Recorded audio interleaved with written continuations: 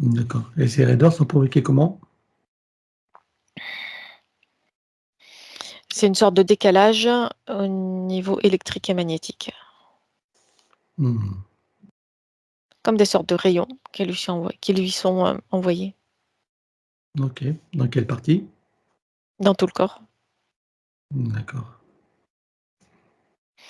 Il y a comme une sorte dans ces moments-là, il y a comme une sorte de sarcophage, on va dire, qui est mis en place, et énergétique. Et à l'intérieur de ce sarcophage, il y a ce type de rayon-là qui est envoyé pour l'immobiliser. C'est la partie subliminale ou la physique? C'est un sarcophage d'oubli, la partie physique. Et dans ces moments-là, la partie subliminale est déconnectée de la partie physique. Hmm. Est-ce que tu vois d'autres dispositifs autrement, si tu le scannes encore, à part le casque? Non, pas pour l'instant en tout cas. Tu vois un système GPS? Oui, il est au niveau de la glande pinéale.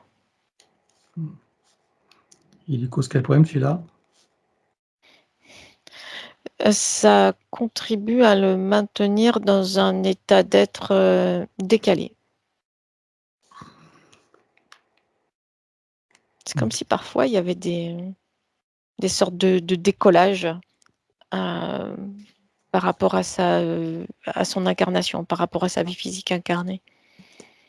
Il y a des moments où la conscience, elle est...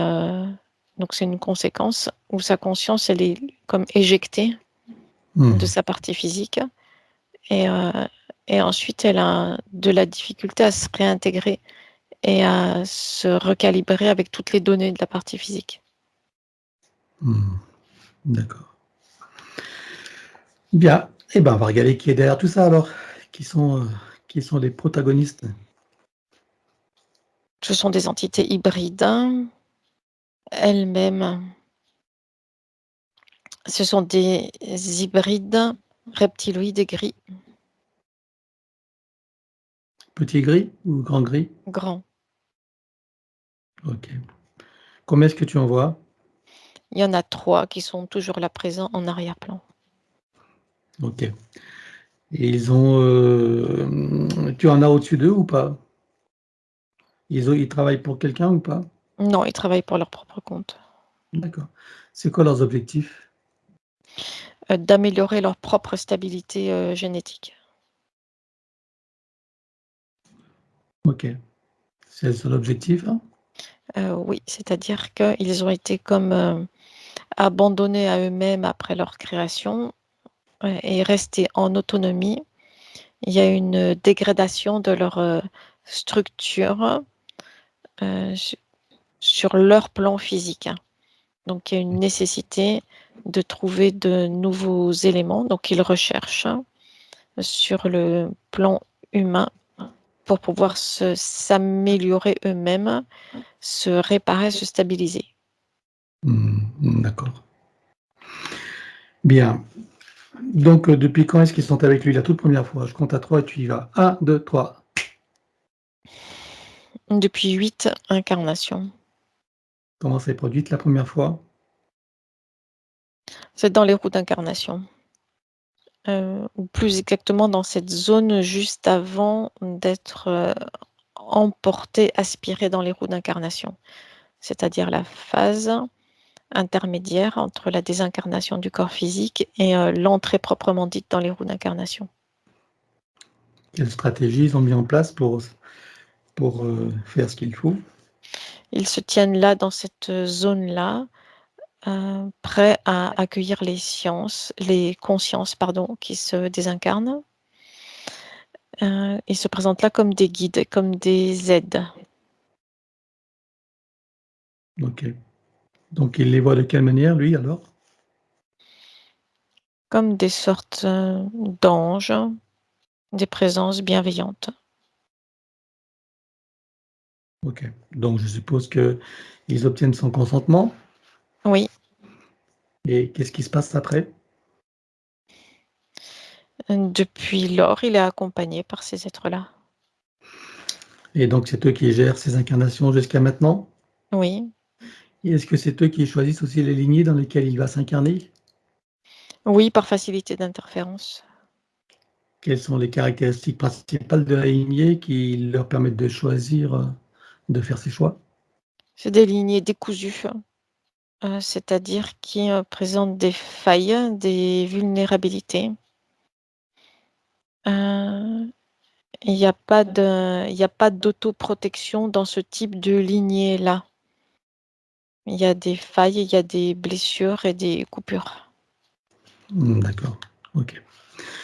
Alors, je suppose que pendant que tu as toutes ces informations, que toutes les parties, donc de Joseph prennent conscience et connaissance de la supercherie, de la situation et des conséquences? Oui. Parfait, ça fera partie de leur bagage de connaissances et de futures compétences.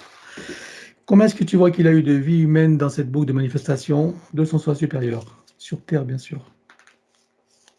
Dans cette boucle-là, 21. 21 vies. Alors, on va aller voir d'où il vient avant d'entrer dans cette fausse matrice et sous quelle forme. 1, 2, 3. Il est dans un immense vaisseau mère, hein, une sorte de couleur violette qui est là toujours présente. C'est comme une sorte de couleur mais c'est une fréquence qui se traduit par cette couleur-là violette qui émane de la structure du vaisseau lui-même, des murs, des portes, de ce que l'on pourrait appeler les meubles, enfin de tout ce qui fait partie intégrante du vaisseau lui-même. D'accord. Et lui, sous quelle forme tu le vois? Humanoïde, grand, enfin je veux dire plus grand qu'un être humain, quelque chose comme 2,50 m, 3 mètres. Il est toujours habillé de cette sorte de cape. C'est bizarre.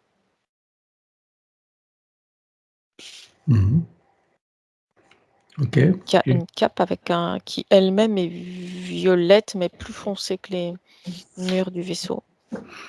Et cette cape a une fonction de quoi? De décoration, de style ou il y a une fonction particulière? C'est lié à sa fonction. Ah, quelle Mais fonction? c'est tellement habituel que ça fait comme partie de lui-même. C'est lié à sa fonction de responsabilité par rapport au vaisseau. OK. C'est quoi la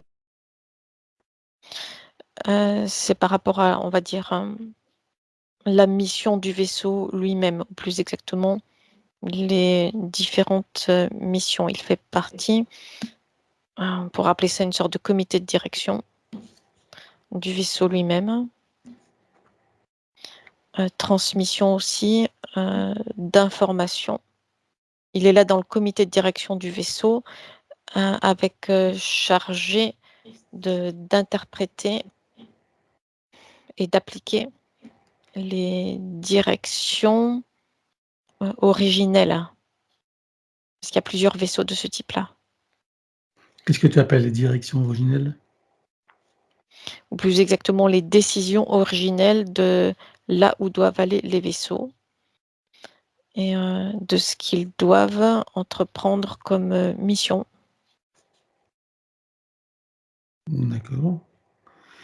Et ils sont, de quelle origine alors? D'où est-ce qu'il vient ce vaisseau mère? Une constellation d'Andromède d'une planète Vari, Varikieva, Varikieva, la planète. Alors, planète 5e dimension.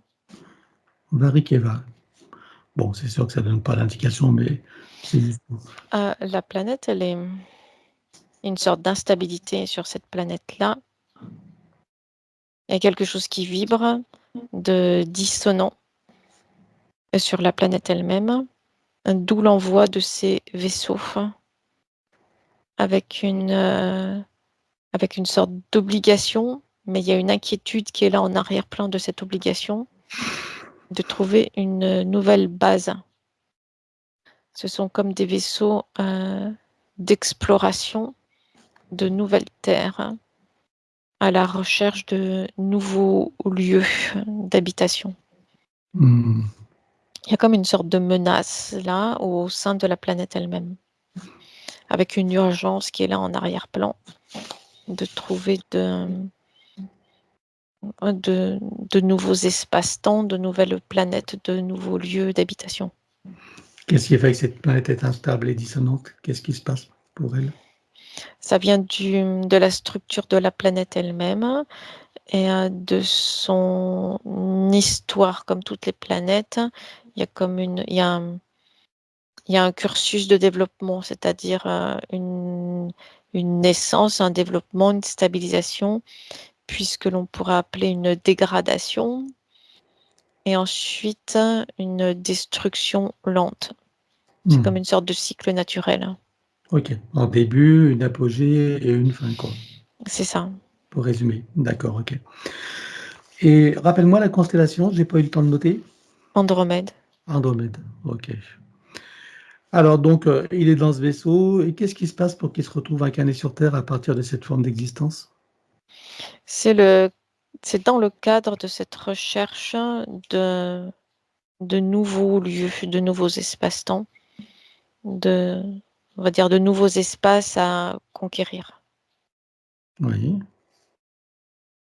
Et qu'est-ce qui se passe? L'espace terrestre est étudié, envisagé comme pouvant être éventuellement représenter une base. Et C'est alors? comme si toutes les données n'étaient pas là présentes, n'étaient pas à disposition. En tout cas, les données futures. Mm. Parce que les données qui apparaissent comme accessibles au vaisseau sont correctes, comme pouvant représenter une zone de repli sûre et correcte. Les données qui arrivent au vaisseau sont des données qui... il y a un problème temporel, un décalage temporel, puisque les données qui parviennent au vaisseau sont des données qui sont celles d'avant l'installation, l'arrivée de la matrice artificielle terrestre. Ok. Ok. Et ensuite, qu'est-ce qui se passe donc? Donc ce vaisseau-là arrive à proximité de la matrice artificielle terrestre, mais sans avoir l'information qu'elle est là présente. Mhm. Donc il y a ce décalage de lignes temporelles, il y a quelque chose lié au temps. Et donc, lorsqu'il s'en approche, Et le vaisseau est aimanté, il est comme par une sorte d'immense électroaimant. Il est aimanté, collé et détruit dans sa structure, comme figé. Il y a quelque chose de figé. Toutes les consciences qui sont à l'intérieur du vaisseau sont récupérées. donc évidemment désincarné, je suppose. Oui, dans leur forme, oui. Mm. Et ensuite, qu'est-ce qu'elles deviennent, ces consciences récupérées?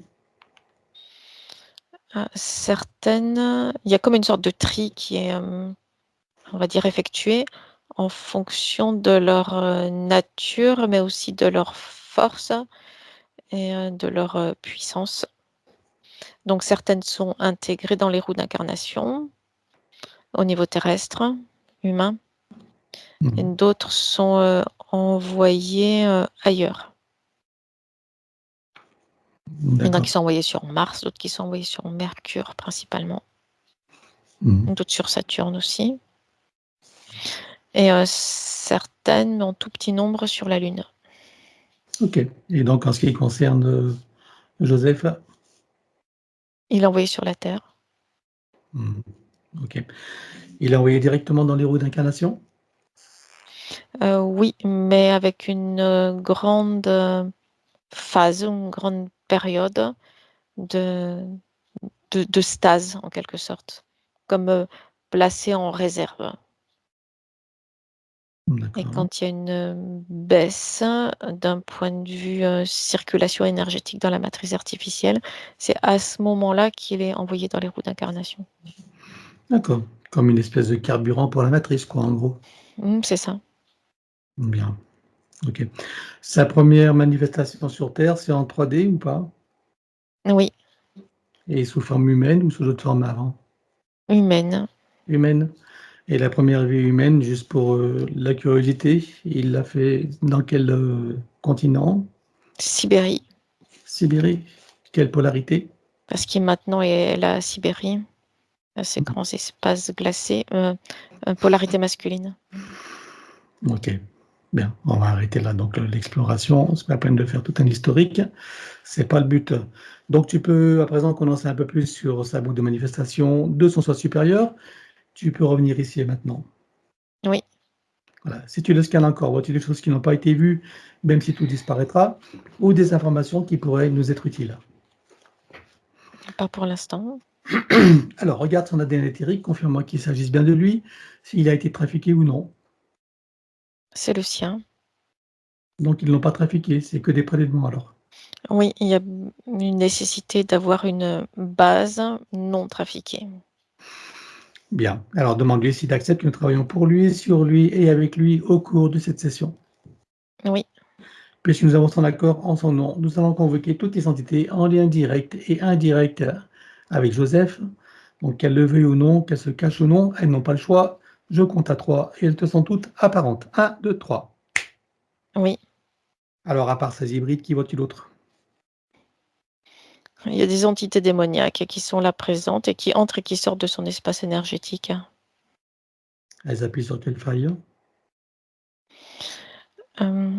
Ça vient le déstabiliser en fait. Ça vient appuyer sur des failles émotionnelles principalement. Quel type d'émotion? Le corps émotionnel, il est morcelé comme si les différentes émotions n'arrivaient pas à se connecter les unes aux autres et à s'équilibrer. Il y a des sensations d'être décalé, isolé, incompris, en marge, de flotter même au-dessus de ses propres émotions sans arriver à s'y connecter. C'est assez étrange. D'accord. C'est elle qui le provoque ou c'est des failles déjà existantes? Non, c'est des failles déjà existantes. Ok. Que voit-il d'autre alors? Mais ça vient les accentuer. Hmm. Ok. Qui voit-il d'autre?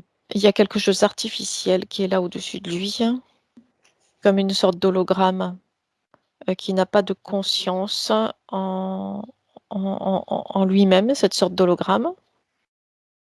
Mais c'est magnétique, mais c'est bien existant, mais ça n'a pas de conscience en soi-même. Et qu'est-ce qu'il fait là alors? Il communique avec lui.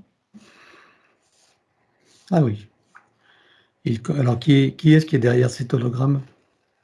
Ce sont ces entités-là hybrides Ah, qui se servent de cette sorte d'hologramme pour communiquer avec lui, pour interagir avec lui, mais sans se montrer. hmm. Ok. Qui voit...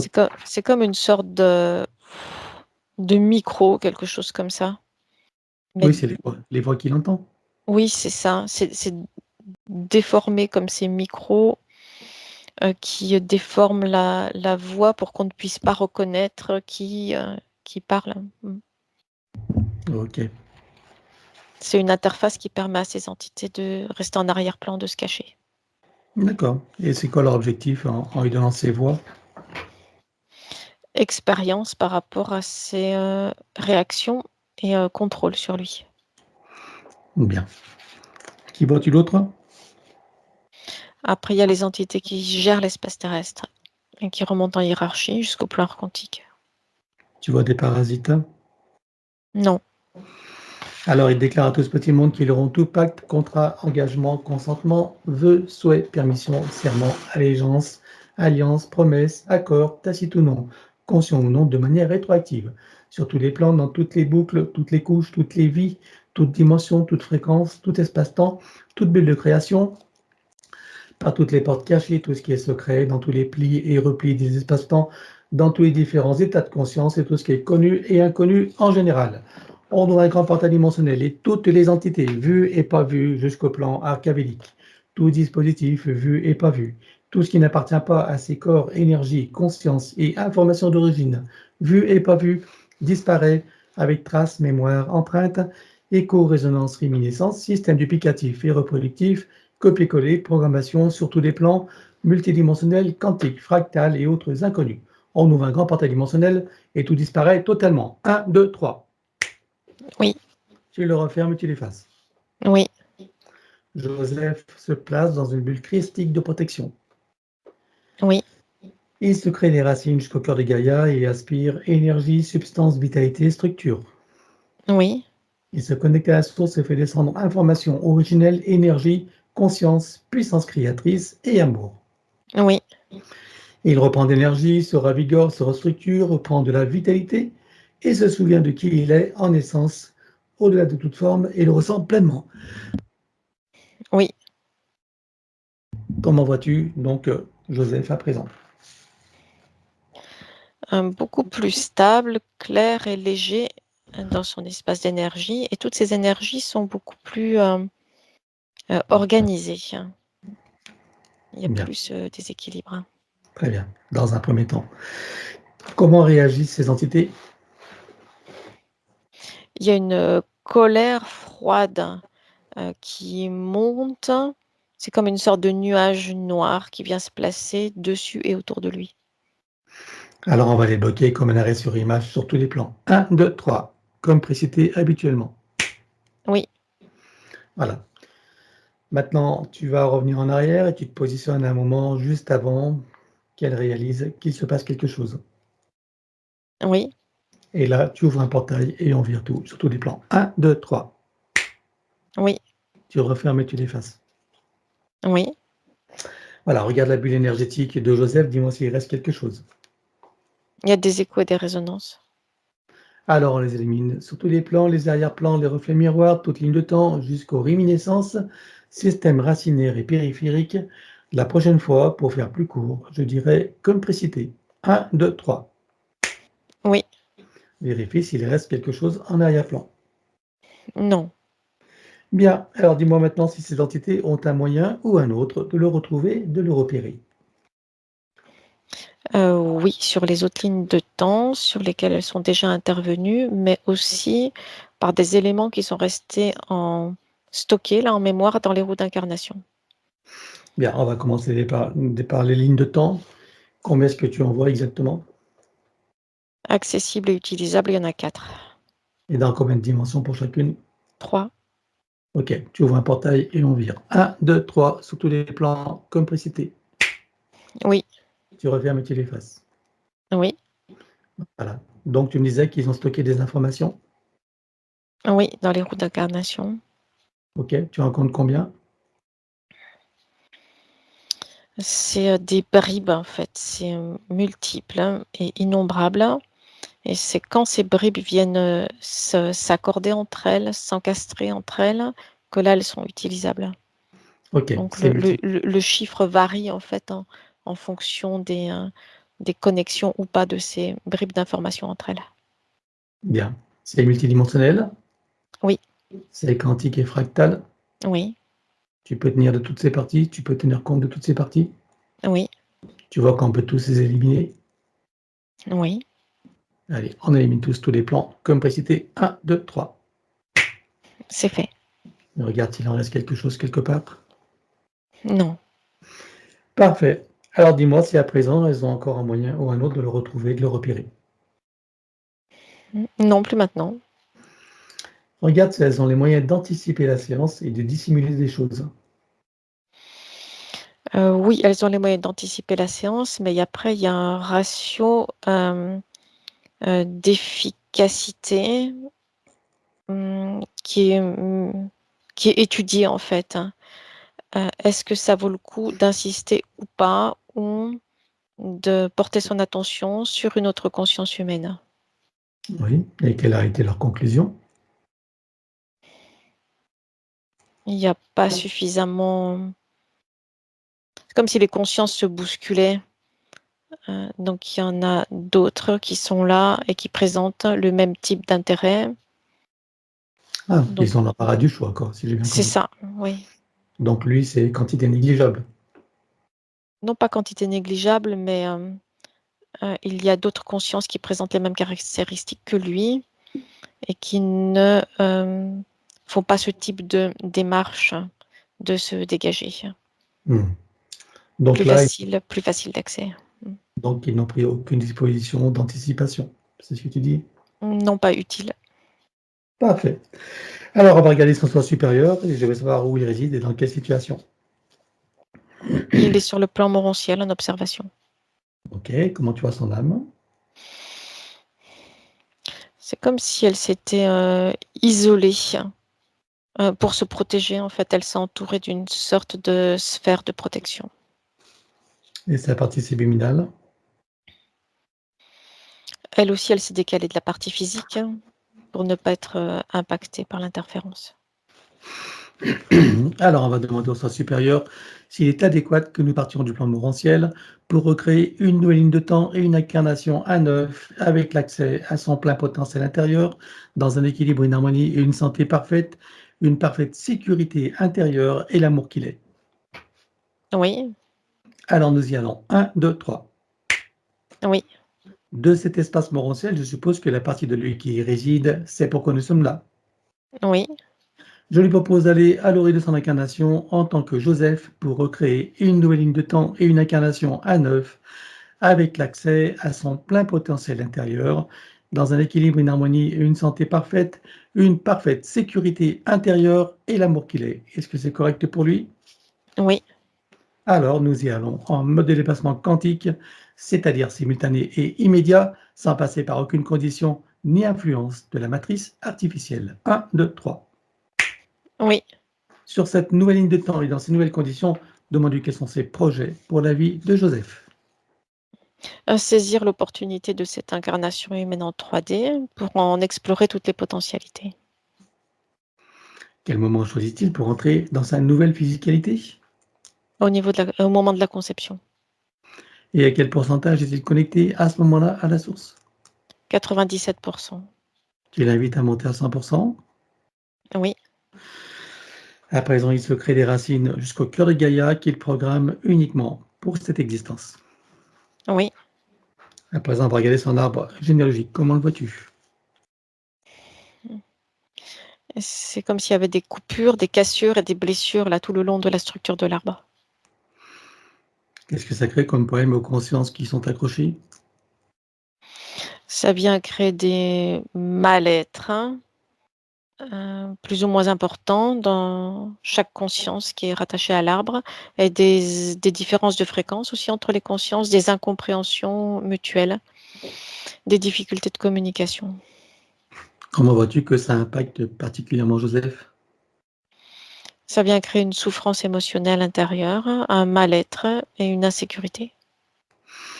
Alors, on va demander à la conscience de l'arbre si nous sommes autorisés à intervenir sur lui. Oui, Tu vas à l'origine de cette situation à la toute première fois. 1, 2, 3. oui, À combien de générations sommes-nous en arrière? 48. Que se passe-t-il à ce moment-là? À la sortie des roues d'incarnation, il y a une sorte de couloir de passage traversé d'ondes coupantes et qui viennent déchirer en fait, hein, casser les, la structure en fait des arbres qui passent dans cette zone-là, Et derrière tout ça? des entités démoniaques. Alors, est-ce que tu peux trouver un moment où cet arbre est parfaitement libre et non encore repéré? Oui, Tu te présentes à lui à ce moment-là, tu lui donnes des informations de ce qui pourrait survenir si rien n'est fait, et tu lui proposes de trouver une solution créatrice pour que cette situation n'arrive jamais. oui, Que choisit-il de faire? une montée en fréquence, hein, haute, soudaine, puissante, hein, qui vient le placer hors de portée et de perception de ces entités-là. On va compléter ça par une connexion de l'arbre à la source pour faire descendre information originelle, énergie, conscience, puissance créatrice et amour, touché en plein cœur et dans sa conscience. Que se passe-t-il pour lui à présent? Et toutes les âmes, bien sûr, qui y sont accrochées. Il y a l'énergie qui circule maintenant libre, légère et fluide entre toutes les consciences de la lignée. Comment vois-tu que ça impacte donc Joseph? Ça vient l'apaiser, le stabiliser, l'équilibrer. Alors, est-ce que tu peux l'inviter à créer des voies de communication par le cœur, d'ouverture de conscience et d'auto-guérison pour chacune des âmes de sa lignée, et en particulier les plus proches? Oui, Allons-y. c'est fait. Il enroule son arbre avec autant de sinusoïdes d'énergie que nécessaire, issus de sa propre source. Oui, stabilise, sécurise, pérennise et concrétise. Oui. Que compte-t-il faire avec lui à présent? Est-ce qu'il veut le couper partiellement ou entièrement? Est-ce qu'il veut réaménager, réinformer, transmuter ou autre? Il coupe à 27% et pour la partie restante, il réinforme et réaménage. Dis-moi quand c'est fait. C'est fait. Bien, à présent, on va regarder son ADN. Que compte-t-il faire avec lui? Est-ce qu'il veut refaire entièrement un œuf ou partiellement? Est-ce qu'il veut réaménager, réinformer, transmuter ou autre? Il le refait. Alors, on élimine l'ancien dans les mêmes conditions que précédé habituellement. 1, 2, 3, sur tous les plans. Oui. Regarde s'il reste des résidus. Non. Alors, il le recrée à neuf avec le gabarit de l'œuvre de création dans la version la plus adéquate compte tenu de ses propres objectifs d'incarnation. Oui. Combien vois-tu d'hélices? Combien sont connectés et combien sont activés? Il y en a 6 de connectés et 4 d'activés. Est-ce qu'il peut activer les deux autres? Oui. Allons-y. C'est fait. Peut-il rajouter de nouveaux programmes? Oui. Allons-y également et dis-moi quelle différence cela fera pour lui.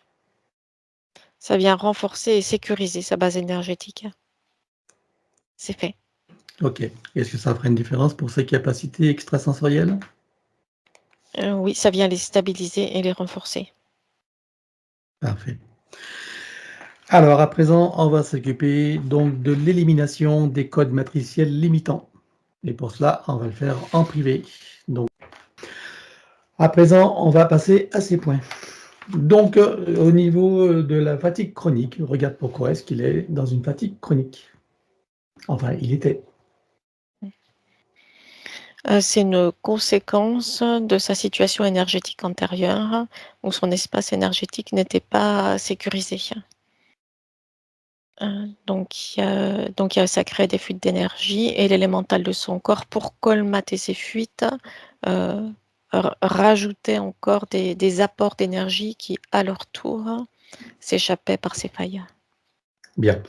Donc, est-ce que maintenant tout est sécurisé? Maintenant, oui. Est-ce que tu verrais des choses qui resteraient à éliminer? Il en reste des mémoires traumatiques et puis des habitudes de fonctionnement qui ne sont plus adaptées maintenant. Alors, on élimine tout ça sur tous les plans, comme précité. 1, 2, 3. Oui, Voilà. Et on reconnecte et réinforme tout ce qui doit l'être. oui, Apport d'énergie et vitalité, oui, équilibré, synchronisé, oui, réaligné et retissé ce qui doit l'être. oui, Et puis on peut mettre, injecter une énergie de vitalité éventuellement supplémentaire pour donner, lui donner la pêche. oui. Allons-y. C'est fait. Tu vois autre chose à faire? Non, là, c'est correct. Alors stabilise, sécurise, pérennise et concrétise. Oui. Voilà, donc il a un kyste dans le bas-ventre. Regarde, pourquoi il a ce kyste? D'où il vient? Ça vient des entités qui étaient là, en interférence avec lui, et qui opéraient des prélèvements, des études et des prélèvements dans cette zone-là. Ah oui, OK. Bon, qu'est-ce que tu vois qui reste sur cette nouvelle ligne de temps à éliminer? Il en reste des mémoires et des empreintes traumatiques, avec leurs échos et résonances, et des programmations automatisées de réaction, de fonctionnement, de résistance de l'élémental du corps physique, mais qui ne sont plus adaptées maintenant. Alors je suppose que l'élémental a remarqué que la situation a changé? Oui, Alors on élimine tout ça sur tous les plans comme précité. 1, 2, 3. oui, Et comme il y a eu des prélèvements donc de son ADN et d'autres parties de lui, regarde s'il y a des liens à couper spécifiquement là. oui, OK, donc il va les couper sur tous les plans. 1, 2, 3. c'est fait. Est-ce que tu vois qu'il y a de l'ADN à détruire? Ah oui, il y en a. Voilà. Donc on va détruire partout où il y en a voilà. 1, 2, 3. C'est fait. Est-ce que tu vois, t'en vois d'autres quelque part? Non, il n'y a plus rien maintenant. Parfait. Alors on reconnecte et réinforme tout ce qui doit l'être. Oui, Apport d'énergie et vitalité, oui, équilibré, synchronisé, oui, réaligné, retissé ce qui doit l'être. oui. Voilà. On peut mettre une énergie spécifique dans son bas-ventre. Oh oui, une énergie de force vitale et d'équilibre. Allons-y. C'est fait. Voilà, on peut mettre aussi une énergie de dissolution de ce kyste. Oui. Allons-y, pour faciliter sa dissolution. C'est fait. Et pour appuyer, on va inviter son élémentaire à installer une programmation justement de dissolution de schiste. Oui, Voilà. Donc maintenant, tu stabilises, sécurises, périses et concrétises. c'est fait. Ouais, donc il était pris de troubles psychologiques, avec des maux de tête, avec des voix qui parlent. Regarde qu'est-ce qui se passait donc. C'est une conséquence de l'interférence, c'est ce qui a été vu tout à l'heure. Hmm. Donc il y a ce dispositif sur la tête. Oui, OK. Et puis donc celui qui était au-dessus de lui, là, qui servait d'interface. aussi, oui. Bon, est-ce qu'il en reste quelque chose de tout ça? Il en reste des mémoires traumatiques à éliminer. OK. Donc on va travailler sur toutes les parties concernées, qu'elles soient, neuronales, nerveux central, ORL visuel et cetera, respiratoire, tout ce qui a été impacté directement et indirectement. Oui, Alors pour toutes ces parties, que vois-tu qu'il y a à éliminer? il y a des mémoires à des empreintes traumatiques à éliminer et puis des programmations de réaction de l'élémental du corps physique, mais qui ne sont plus adaptées maintenant. Alors on les élimine sur tous les plans, comme précité. 1, 2, 3. Oui, On reconnecte et réinforme tout ce qui doit l'être. oui, Apport d'énergie et vitalité, oui, équilibré, synchronisé, oui, réaligné et retissé. oui. Est-ce que tu vois qu'il y aurait des reconnexions spécifiques à faire sur le plan neuronal? Oui, il y en a. OK, donc on va toutes les faire. 1, 2, 3 sur tous les plans. C'est fait. Tu en vois aussi pour le système nerveux central? Oui, Alors idem. 1, 2, 3. c'est fait. Voilà. Est-ce que tu vois des raisons pour lesquelles les maux de tête pourraient revenir? Non, plus maintenant. Bien. Donc tu stabilises, sécurises, périodises et concrétises tout ça. C'est fait. Voilà, maintenant tous ces canaux de perception sont, donc isolés, protégés et activés, donc normalement il n'y a plus de problème possible. Est-ce que ces voix qui parlaient, donc c'était qui? Ça venait de cette interface. C'est quelque chose comme une sorte de voix robotoïde. Mmh. Et en arrière-plan, c'était ces entités-là. Voilà. Donc je pense que c'est clair pour lui à présent. Parfait. Donc la première question hors santé qu'il a posée, c'est cette expérience donc avec des voix et possessions qui a duré un week-end. Donc après qu'il est passé pour une troisième fois dans la chambre à tachyon. Regarde ce qui s'est passé dans la chambre à tachyon pour qu'il ait pu, avoir cette Ça chose. ouvre des portes qui facilitent les interférences. Ce dispositif, cette interface a été placée là à ce moment-là. D'accord. Ah oui, OK. Et ça, c'est ce que ça fait pour tout le monde, la chambre à tachyon, ça ouvre des portes? Alors, ça ouvre des portes, mais ça n'a pas les mêmes conséquences pour tout le monde. D'accord. Tu veux dire que ces portes ouvertes, pour certains, ça peut être protégé, c'est ça? Oui, ça peut être protégé, positif pour certains, ça peut être négatif et destructeur pour d'autres. Tout dépend de l'état d'être initial et de l'état d'interférence ou pas. D'accord. Donc qu'est-ce qui a facilité pour, donc Joseph, pour que ça puisse avoir lieu? C'est son état d'interférence antérieur. Mmh, d'accord. Donc il y avait cette facilitation. Oui, Bien. Donc cette voie de tuer son ami et de se suicider, évidemment, qui c'était derrière? ces trois entités-là qui D'accord. étaient en interférence avec lui. Et une voix très forte, un peu comme une voix, Oui, c'est la foi de l'interface mmh, robotoïde. OK. Bon, il reste quelque chose à éliminer de tout ça. Il en reste des mémoires et des empreintes traumatiques à éliminer avec leurs échos et résonances. Alors on élimine tout ça sur tous les plans comme précité. 1, 2, 3. Oui, Voilà, et il va prendre conscience et connaissance de sa connexion avec la source par son intention et l'attention qu'il porte sur son chakra cardiaque, activant tous les ressentis, sentiments, sensations, émotions, perceptions, etc. oui, Et il se ressent dans sa véritable nature, dans cet amour qu'il est, dans sa complétude, son infinitude, son éternitude, sa puissance intérieure, sa sécurité intérieure et une paix profonde. oui. Comment vois-tu à présent avec toutes ses compréhensions et sa sagesse intérieure? Apaisé. Ces fréquences ont monté, elles se sont affinées, allégées. Ça lui permet un état d'être de légèreté plus grand, une compréhension élargie aussi des choses et des événements. Ça lui apporte de l'apaisement, de la satisfaction aussi de ce nouvel état d'être. Et du plaisir aussi. Alors qu'il prend le temps de le ressentir, de l'apprécier, de le savourer.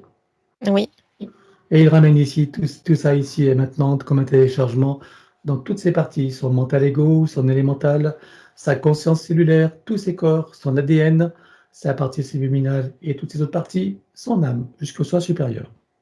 oui, Stabilise, sécurise, spiralise et concrétise. c'est fait. Voilà, donc deuxième question, il se demande si en ayant développé ses capacités extrasensorielles, si son ADN s'est modifié. Hmm. Il était déjà modifié à la base. C'est comme une sorte de tourbillon. Ça a contribué à continuer la modification, oui. C'est normal, évidemment. Plus on développe des capacités, plus l'ADN s'actualise. Oui, Donc ça, voilà. Parfait. Alors, donc, puis pour le reste, ben, il a vu. Hein. Donc, il reçoit des messages. Donc, ça, c'est sa troisième question. D'où est-ce qu'il reçoit ces messages? Voilà. Qui impactent positivement, puisqu'il reçoit des messages pour des personnes et pour qui ça a des effets positifs. il y a deux types de messages qu'il reçoit. Il y avait cette sorte d'interface robotoïde, d'une part, et d'autre part, il y a des messages plus subtils, plus légers, de nature différente, et qui viennent de sa partie subliminale. D'accord. Alors, je suppose que maintenant, à partir de maintenant, il aura des messages uniquement de ces autres parties. Oui, Tu vois des choses qui resteraient à faire pour parfaire cela? il y a des mémoires traumatiques qui restent, qui ont créé comme des sortes de blocages, de méfiance et de mouvements de repli émotionnel. Bien. Alors, on élimine tout ça sur tous les plans, comme précité. 1, 2, 3. Oui, Voilà. Et donc, on va chercher le tout premier traumatisme qu'il a vécu. Donc, je suppose, avant d'entrer dans cette fausse matrice, je veux que tu cherches le tout premier traumatisme et dis-moi où ça t'amène. ça m'amène à un moment glaçant et paralysant. C'est au moment où, donc c'est bien avant les incarnations humaines, c'est au moment où le vaisseau s'est retrouvé capté, immobilisé, comme glacé par la structure de la matrice artificielle terrestre. Voilà. Donc, on va aller à ce moment-là, mais juste avant ces événements, au moment où tout va bien, et il est dans ses parfaits, totalement équilibré, dans ses pleines capacités. Oui, Tu te présentes à lui à ce moment-là et tu lui donnes des informations de ce qui va survenir et tu vas surtout l'inviter à s'y préparer. oui, Pour cela, on va le connecter directement à la source pour faire descendre information originelle, énergie, conscience, puissance créatrice et amour, toucher en plein cœur et dans sa conscience. Que se passe-t-il pour lui à ce moment-là? toutes ces énergies viennent se lisser, se stabiliser et s'élever. Ça vient le sécuriser aussi. Il est là Ah, calme et tranquille, ou en fréquence. parfait. Donc maintenant qu'il est pleinement connecté à toutes ces parties, qu'il a les compréhensions de ce qui va survenir et qu'il est pleinement préparé, je veux qu'il passe par tous les événements, sachant bien sûr qu'ils ne changeront pas. Ce qui changera, ce sont ses perceptions, sa manière d'être, sa qualité de regard et ses ressentis. Et Oui, dis-moi, qu'est-ce qui se passe pour lui? Juste là, jusqu'à la première incarnation humaine. il y a cet état d'être, de légèreté, de curiosité et de plaisir qui sont là en lui. Donc là, tu es déjà dans la partie humaine. Non, même avant. Même avant, pendant les événements? Oui, Ok, où le vaisseau est détruit, les consciences récupérées, tout ça, il le passe avec dans cette conscience-là. oui, parce qu'il est protégé dans son état d'être de sécurité intérieure. Eh oui. Bien, maintenant on arrive à sa première incarnation humaine. Comment ça se passe pour lui? Il y a cette curiosité d'anticipation et la joie de la découverte de cette nouvelle forme d'être. C'est agréable et plaisant. Alors qu'il prenne le temps de le ressentir, d'apprécier, de le savourer. Oui, Et il va passer par chacune des vies vécues et jusqu'à, bien sûr, ces interviews également, jusqu'à ici et maintenant, et chacune d'elles va se réinformer et se reprogrammer. Oui, Dans l'ici et maintenant, en tant que Joseph, dis-moi, comment tu le vois? il se sent bien, équilibré, léger, heureux et joyeux. Alors qu'il prend le temps de le ressentir, d'apprécier, de le savourer, Oui, et dans cet ici et maintenant, il le télécharge dans toutes ses parties déjà précitées jusqu'au soi supérieur. oui, Stabilise, sécurise, pérennise et concrétise. c'est fait. Voilà. Donc, sa dernière question, c'est par rapport à sa partenaire. Donc, il a eu l'information qu'ils auraient collaboré ensemble dans un vaisseau. Regarde de ton côté si tu vois que cela est fondé ou pas. Bien en amont des incarnations humaines, oui. Dans ce vaisseau-là qui a été capté par la matrice artificielle terrestre. Quel rôle en avait-elle dans? Elle faisait partie, on va dire, de l'équipage. Mm. Elle a été aspirée, comme lui, dans les roues d'incarnation humaine. Ah d'accord, donc elle était dans le vaisseau qui est parti en mission alors. Oui, D'accord. Et qu'est-ce qui fait qu'ils se sont retrouvés dans cette vie? Est-ce que c'est par loi d'attraction? Est-ce que c'est par choix personnel? Ou c'est des conspirations des soi supérieurs? Ou autres? c'est par une sorte de loi d'attraction d'éléments énergétiques similaires entre eux. D'accord. Ils se sont retrouvés dans d'autres vies ou c'est que dans celle-ci? Humaine, je veux dire. Mm. C'est dans celle-ci où il y a le plus de rapprochement. Sinon, il y a eu comme des sortes de frôlements, mais sans arriver à rester en contact complètement. Ils se sont souvent croisés dans les roues d'incarnation, mais sans arriver complètement à être ensemble dans des incarnations. Soit ils étaient à proximité, soit incarnés en même temps, mais sans être forcément en contact. Très bien. Eh bien voilà, maintenant tu sais.